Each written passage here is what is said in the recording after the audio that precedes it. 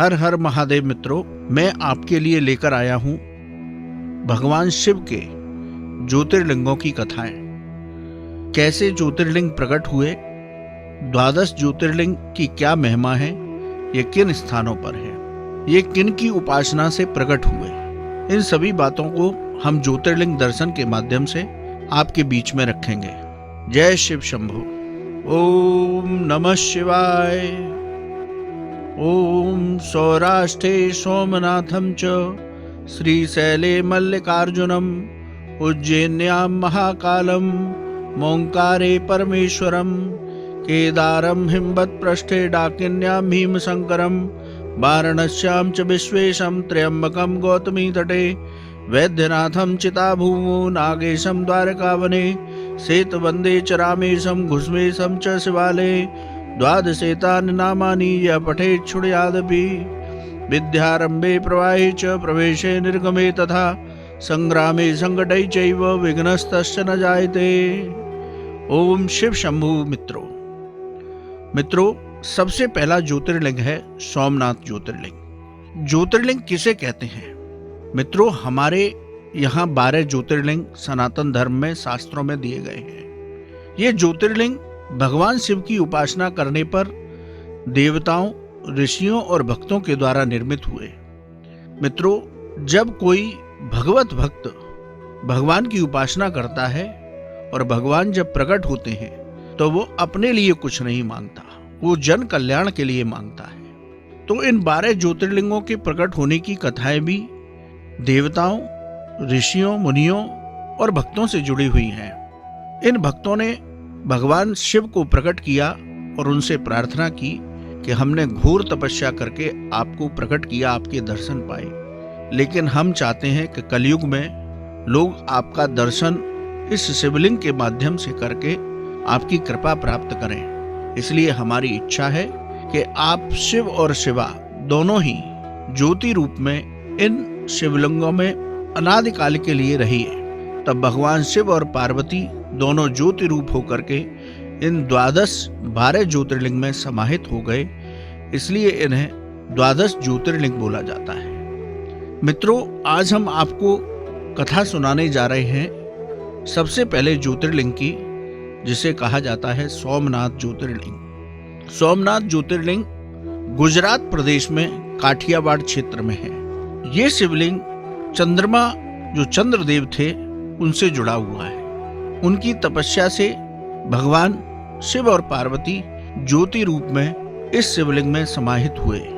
कथा इस प्रकार है। दक्ष प्रजापति की 27 कन्याएं थीं।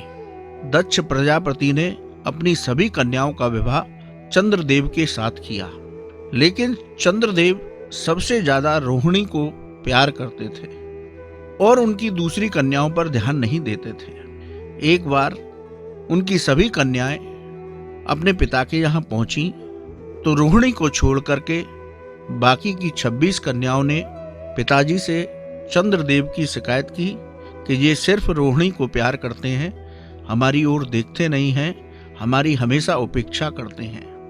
दक्ष प्रजापति ने जब अपनी कन्याओं की ये बात सुनी तो उन्होंने चंद्रदेव को समझाने का प्रयास किया, लेकिन चंद्रदेव के मन में रोहिणी ही समाई थी, इसलिए वो रोहिणी को ही प्यार करते थे। दक्ष प्रजापति इससे क्रोधित हो गए। उन्होंने चंद्रदेव को उनकी कांति को क्षय होने का श्राप दे दिया। इस तरह से चंद्रदेव को क्षय रोग हो गया। चंद्रदेव इससे बहुत विचलित रहने लगे। चंद्रदेव की कांति भी मलिन हो गई। तो सभी देवताओं ने चंद्रदेव को इस श्राप से बचने के लिए और उनकी पुनः धवल कांति प्राप्त करने के लिए ब्रह्मा जी से उपासना की। तो देवताओं की उपासना पर ब्रह्मा जी प्रकट हुए और उन्होंने एक उपाय चंद्रदेव को बताया कि इस उपाय को करने से आपको देवादिदेव महादेव की विशेष कृपा प्राप्त होगी, आपका यह क्षय रोग भी दूर हो जाएगा और आपको पुनः कांति प्राप्त होगी, धवलता प्राप्त होगी। चंद्रदेव ने ब्रह्मा जी के बताए अनुसार महामृत्युंजय मंत्र का अनुष्ठान देवादिदेव शिव के चरणों में किया। उन्होंने भगवान शिव की शिवलिंग बना करके 10 करोड़ महामृत्युंजय मंत्र का जप किया।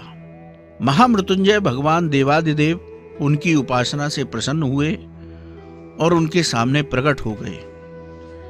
भगवान शिव से चंद्रदेव ने अपने इस शाप के विमोचन के लिए प्रार्थना की।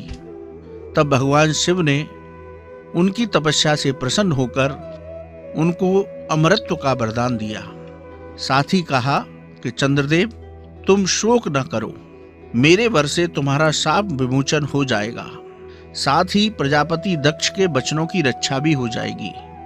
कृष्ण पक्ष में प्रतिदिन तुम्हारी एक एक कला क्षीण होगी, किंतु पुनः शुक्ल पक्ष में उसी क्रम से तुम्हारी एक एक कला बढ़ जाएगी। इस प्रकार प्रत्येक पूर्णिमा को तुम्हें पूर्ण चंद्रत्व प्राप्त होगा। चंद्रमा को मिलने वाले पितामह ब्रह्मा जी के इस वरदान से सारे लोकों के प्राणी प्रसन्न हो उठे। चंद्रदेव देवादिदेव महामृत्युंजय के श्री चरणों में विनती करने लगे कि हे महामृत्युंजय महादेव, आपने मुझे ये वरदान दिया और मेरे चंद्रत्व की रक्षा की, साथ ही दक्ष प्रजापति के वचन की भी रक्षा की। मेरी आप पर बहुत कृपा है।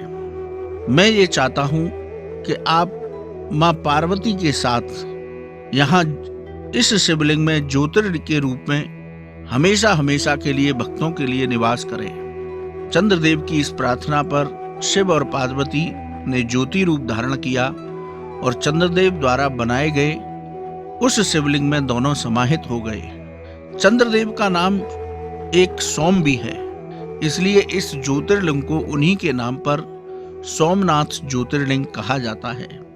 मित्रों, शास्त्रों के अनुसार इस शिवलिंग का दर्शन करने से, इस सोमनाथ ज्योतिर्लिंग का दर्शन करने से साधकों को न सिर्फ शिव और शिवा की कृपा प्राप्त होती है, बल्कि उनकी मनोकामनाएं भी सहज रूप में पूरी हो जाती हैं और अंत में साधक भगवान शिव के श्री चरणों में उनके धाम में स्थान प्राप्त करता है। तो ये थी मित्रों सोमनाथ ज्योतिर्लिंग की महिमा। सोमनाथ ज्योतिर्लिंग कैसे प्रकट हुआ उसकी कथा। मित्रों, ज्योतिर्लिंग दर्शन के माध्यम से हम आपको इसी तरह दूसरे ज्योतिर्लिंगों की भी कथाएं सुनाते रहेंगे। जय शिव शंभो मित्रों। ओम नमः शिवाय।